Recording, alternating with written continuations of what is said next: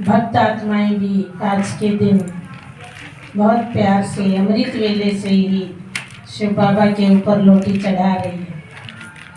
भले जानते तो नहीं है कि ये शिव कौन है, कब धरती पर आया, क्या करके किया, लेकिन कहीं न कहीं दिल में शिव पिता के लिए बहुत प्यार है, सम्मान है, तो उसको बिना जाने पहचाने भी अनेकानेक रीति से अपने प्यार को, अपने सम्मान को प्रदर्शित करते हैं। जैसे अभी मैं सुन रही थी कि जाने अनजाने में भोले भक्तों ने कैसे कैसे अपनी श्रद्धा अर्पित करने का स्वरूप चेंज कर दिया। कोई भी माँ अपने बच्चे के हाथ में 8 धतूरे का फूल देगी क्या? या कोई शुभ अवसर पर उसकी माला बना करके पहनाएगी क्या? लेकिन भोले भक्तों ने इस बात को भी समझा नहीं। शिव के ऊपर भी उन्होंने 8 धतूरा चढ़ाना शुरू किया। ऐसे ही अनेक बड़ी विस्मयकारी चीजें और अन्य देवी देवताओं पर जो चढ़ाते हैं उससे बिल्कुल भिन्न चीजें। अन्य देवी देवताओं के लिए तो बड़े खुशबूदार फूल लेकर के आएंगे, लेकिन आज इतना बड़ा त्योहार, इतनी खुशी, लेकिन फूल कौन सा जिसको कोई हाथ भी ना लगाना पसंद करे, और आपका बच्चा लगा भी दे तो आप कहेंगे बेटा हाथ धो लिए, आंखों को मत लगा लिए, जल्दी हाथ धो के आ। इतना माना उससे हम अपनी सुरक्षा रखते हैं। तो कहीं ना कहीं जब कोई घटना को बहुत वर्ष बीत जाते हैं तो अर्थ का अनर्थ हो ही जाता है। तो वही सब कुछ इस महाशिवरात्रि के भी वास्तविक अर्थ के साथ हो गया।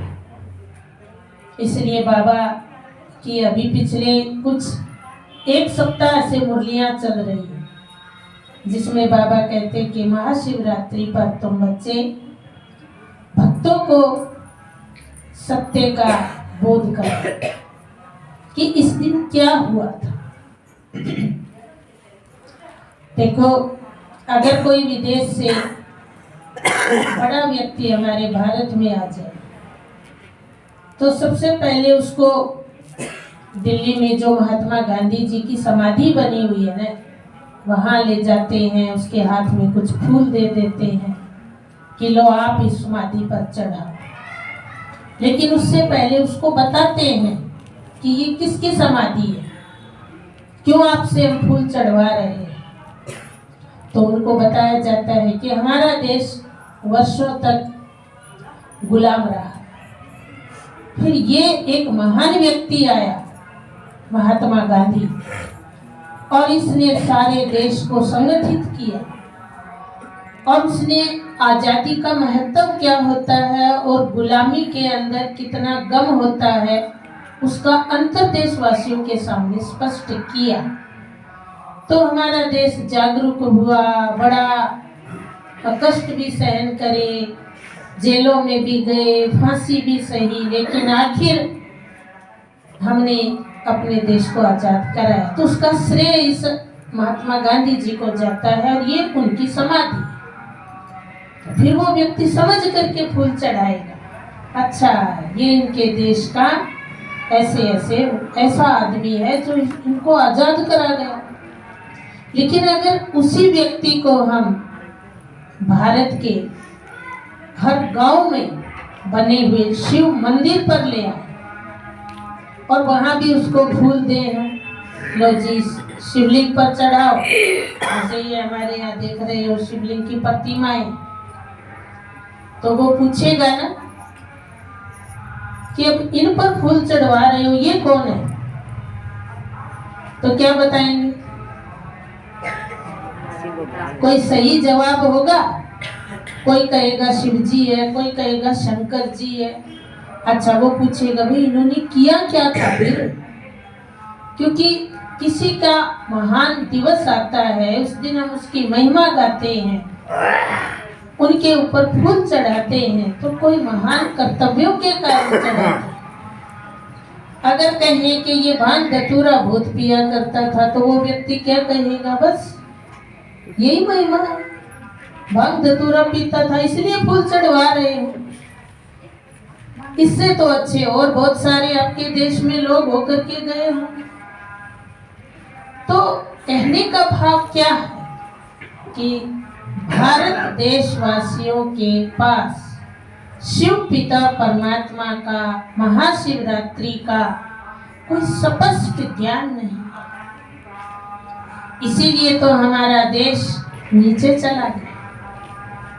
कहते हैं कि जो इस देश के लिए महान कार्य करके गए उनको अगर देश भुला देता है तो वह देश फिर माटी में ही मिल जाता है।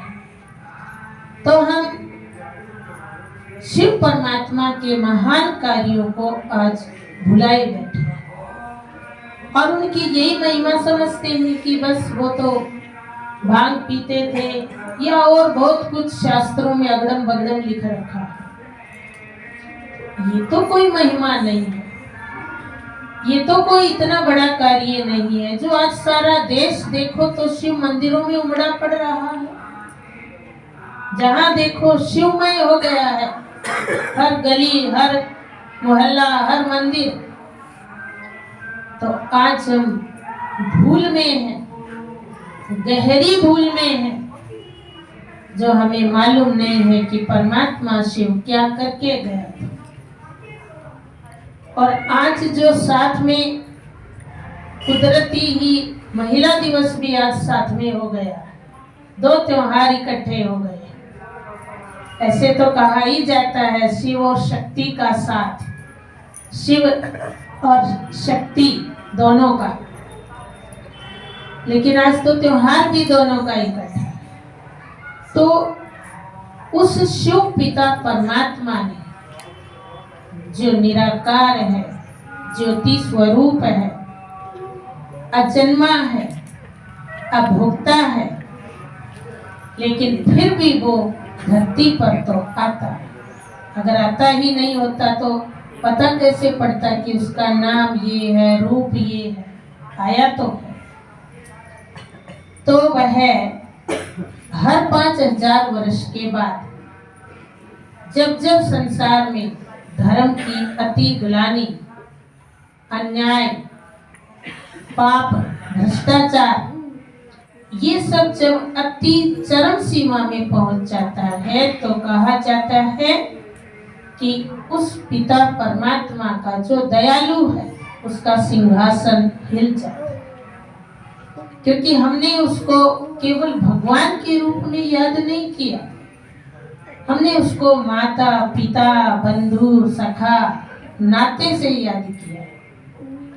और ये माता पिता का नाता ऐसा होता है कि बच्चा थोड़ा भी दुखी हो जाए तो उसका हृदय, माँ बाप का हृदय पिघल जाता है। आज भी बेशक ये कलयुग का घोर समय चल रहा है और कई माता पिता और उनकी संतानों के बीच में कोई बहुत प्रेम भरा संबंध भी नहीं रह गया है। तो भी अगर बच्चे के बारे में माँ बाप को पता चल जाए कि मेरा बच्चा भले मेरे से लड़ झगड़ करके, नाराज हो करके कहीं दूर रहने चला गया है, पर माता पिता की कान में आवाज आ जाए कि वो बच्चा दुखी, तो क्या माँ बाप रह सकते हैं? नहीं रह सकते।